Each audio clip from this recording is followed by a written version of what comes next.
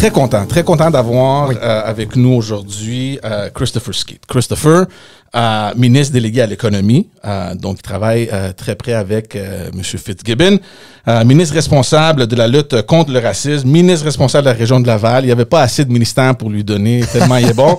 Mais le plus important, évidemment, député du comté de Sainte-Rose. Christopher, comment ça va? Ça va très bien, merci beaucoup de me recevoir. On va parler un peu, on peut se tutoyer, on se connaît quand même un peu bien. Et Christopher était très généreux lors de la campagne, il est venu sur l'autre podcast, on a fait une belle tournée dans le comté, dans le Car Ride Conversation.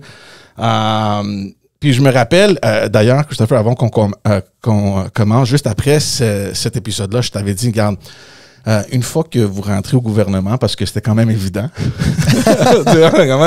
j'ai dit, j'espère que le premier ministre est au courant un peu de tes habiletés et j'espère qu'il va te reconnaître le talent que tu as et tout ce que tu as offert au parti et qui te nommera dans le conseil de ministres. Tu as dit, George, hein, les lignes d'habitude qu'on reçoit. Finalement, il t'a nommé, je t'ai envoyé un petit message, te féliciter. Donc, officiellement, maintenant, on se voit. Félicitations pour cette nouvelle job, pour ces nouvelles responsabilités. Merci beaucoup. C'était pas des lignes.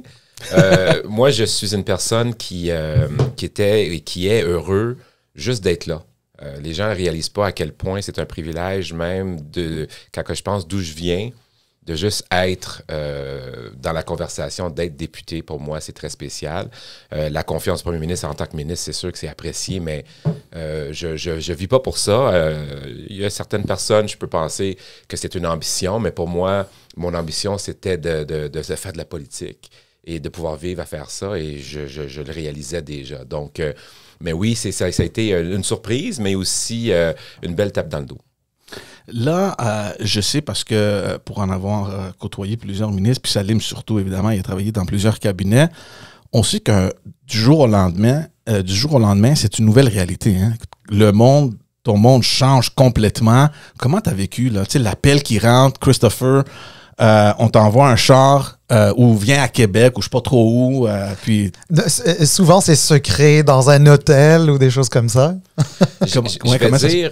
J'étais très chanceux dans la façon que ça a été fait.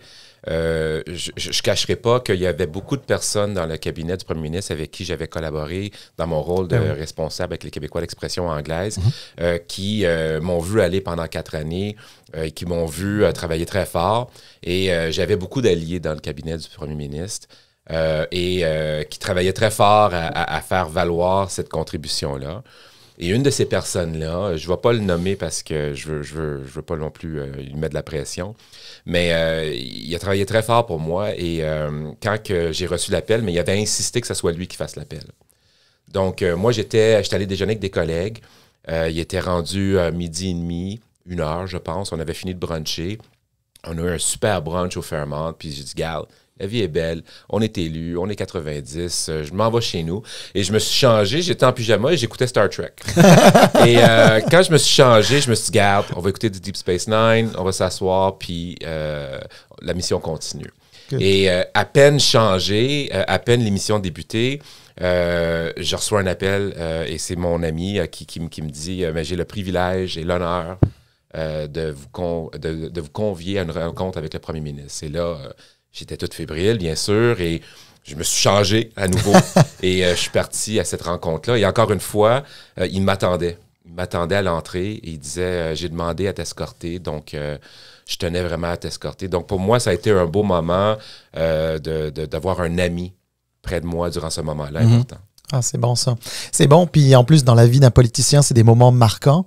Et dans votre cas, en plus, vous avez débuté comme un militant de la Coalition Avenir Québec, un militant de la première heure.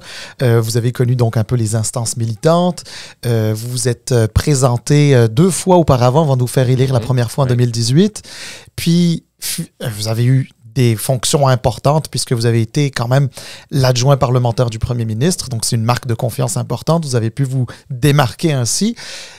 Et en plus, cerise sur le gâteau, on se fait réélire en 2022, puis là, vous accédez au Conseil des ministres.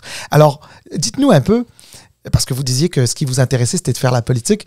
Alors justement, de passer d'un militant à un membre du Conseil des ministres du Québec. C'est quoi le sentiment qui vient avec ça? Mais vous savez, je suis un militant de la première heure, vous l'avez dit, mais je ne suis pas un signataire. Moi, mon numéro de membre, c'est 505. Okay. Et puis, il y avait 504 personnes plus intelligentes que moi.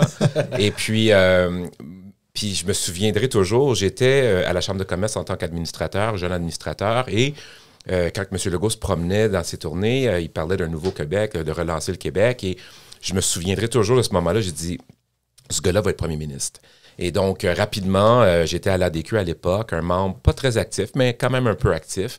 Et j'étais dans les instances et j'ai dit, il faut absolument s'assurer de faire en sorte qu'on fusionne le parti avec lui. Moi, j'ai le goût d'aller dans cette direction-là. Et je me souviendrai toujours au congrès de fondation. J'ai payé de ma poche. J'étais allé toute seule. Je connaissais personne. Et c'était sur 2 jours. Et je connaissais personne. C'était beaucoup des gens du PLC, c'était beaucoup des gens du PQ. Moi, je n'étais jamais là-dedans. Fait que vraiment, j'étais arrivé comme un cheveu sur la soupe. Puis, je me souviendrai toujours, quand que M. Legault faisait son discours, tous les gens attendaient sur une porte au sud de la bâtisse. Puis, moi, je me suis trompé de porte. J'étais au nord. Puis, finalement, c'est moi qui avais raison. Fait que c'est cette porte-là qui a ouvert en premier. Et j'étais assis en avant.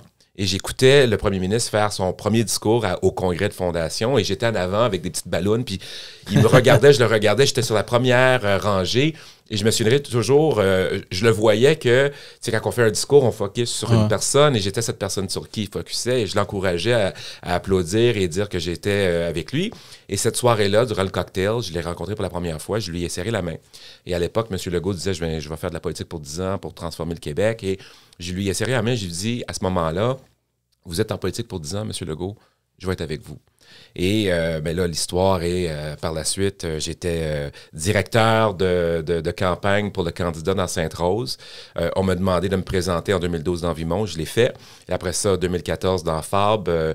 Après ça, 2018 dans Sainte-Rose et le reste de l'histoire, mais on la connaît, mais vraiment de vraiment, vraiment rien à ministre aujourd'hui, vraiment. Là. Bravo, c'est un beau parcours. George? Oui, mais moi, dans le fond, c'est plus, puisqu'on est sur ce sujet-là, c'est de voir un peu de l'aspect du député. C'est sûr que c'est une grande responsabilité d'avoir été nommé au Conseil des ministres. C'est sûr que ça vient avec des lourdes tâches. Mais comme député, ça fait quoi pour vous de pouvoir être là pour vos concitoyens, des gens évidemment que depuis le tout début, évidemment vous militez dans la région de Laval, vous avez eu le temps de connaître pas mal de monde, pas juste dans Sainte-Rose, mais dans d'autres comtés aussi. Ça fait quoi pour vous, ça, tu sais, cette proximité-là avec les gens? Vous savez, ça fait 20 ans que je fais de la politique, plus de 20 ans en fait. J'ai commencé en politique très jeune, je faisais surtout de niveau fédéral. Puis ça fait longtemps aussi que j'étudie et je regarde ça de loin. Et j'ai appris beaucoup de leçons en politique, par observation surtout. Et ce que j'ai remarqué, c'est que les gens qui prennent pour acquis leur poste ou leur rôle, les gens qui se prennent pour d'autres, les gens qui oublient la responsabilité noble du rôle du député, c'est ces gens-là qui ne survivent pas en politique. Et je m'en fais un devoir d'être près de mon monde et de souvent aller les voir. D'ailleurs, tantôt, je m'en vais faire du bingo dans une résidence pour personnes âgées avec une machine que j'ai financée avec mon budget discrétionnaire. Ils m'ont invité pour venir caler les balles. Et ça, c'est le bout. J'adore faire ça. Ouais. C'est super, super quétaine et super, super important. Et c'est une des choses que j'adore faire parce que ces gens-là aiment ça voir leurs députés. Ils aiment ça quand les gens se présentent. Puis, j'ai pas la prétention de penser que je suis trop bon pour ça. C'est ça, le député. C'est de connaître son monde et d'essayer d'être présent. Faut rester terre à terre.